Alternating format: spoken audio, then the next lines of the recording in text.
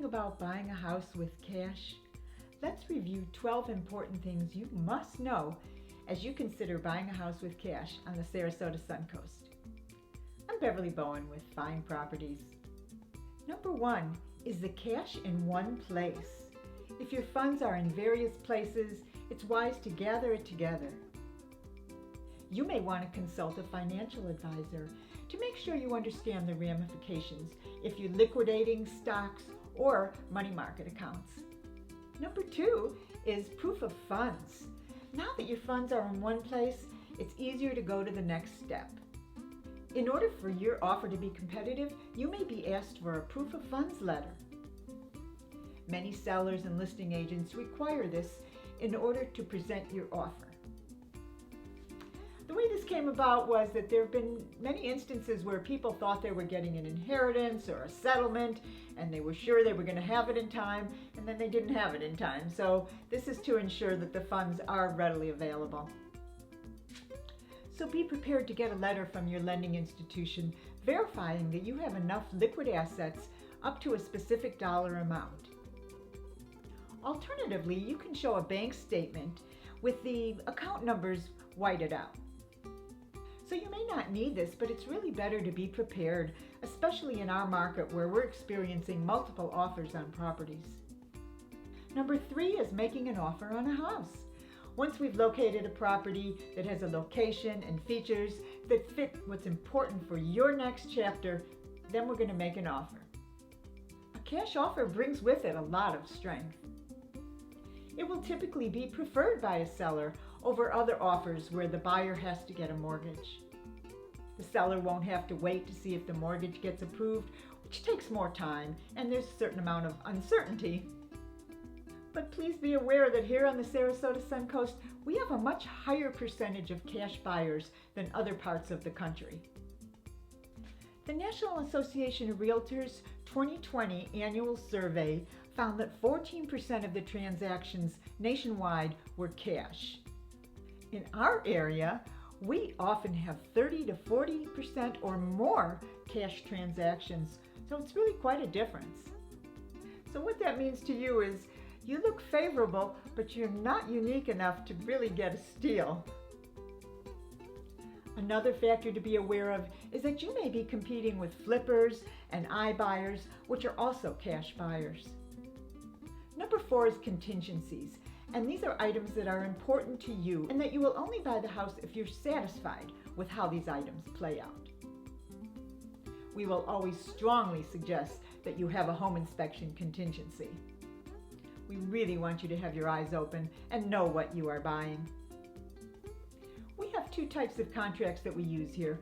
One provides for the seller to make repairs when items or defects are discovered, and the other one is a contract that allows you to have inspections, but the seller is not obligated to fix any of them.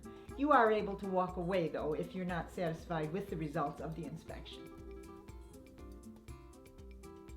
We'll discuss with you which is best for you and for this home, but in the listing they may require a specific contract. You may also want an appraisal contingency if you're concerned with the value. When you get a mortgage, an appraisal is typically required.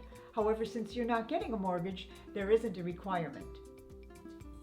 But bear in mind, the more contingencies you add, the less favorable your offer starts to look to the seller. And this is especially true if there's multiple offers. So if you don't get an appraisal, you're saving maybe $350, $450 and the time involved that it takes to get the appraiser. Number 5 is selling a house. What if some of your funds are coming from the sale of a house? If that's a critical part of the equation, it really needs to be a contingency as well. We need to protect you in case that sale doesn't happen.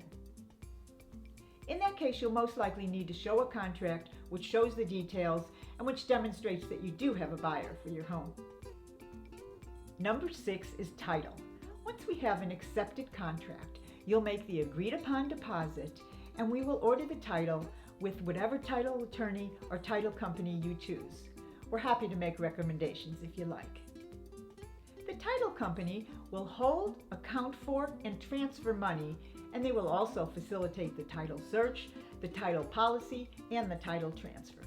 The title search is really important to make sure there's no liens or claims on the property before you take ownership. Number 7 is documentation. At this point, if you were getting a mortgage, you would be required to supply mountains of documentation. It can seem like an endless process, so rejoice that you can skip this step. Number 8 is survey. So this is also optional. There isn't a lender requiring it, but you may want to obtain one. A boundary survey will show where the property boundaries are and any easements are located. It will also show if there's any encroachments or other issues that you should be aware of. Number 9 is time frame. Once you're under contract, a cash sale can close in as little as 2 weeks. We need to have enough time for the title and escrow companies to clear any liens, provide insurance, and get the paperwork ready. If there is a homeowners association, it can take a little longer because now we have to get an estoppel fee and you might need homeowners association approval. So sometimes that can take up to 3 to 4 weeks maybe. If someone's getting a loan, it can typically take 45 days. Some of it depends on the time frames, if there's holidays involved, and how busy the appraisers and inspectors are as well.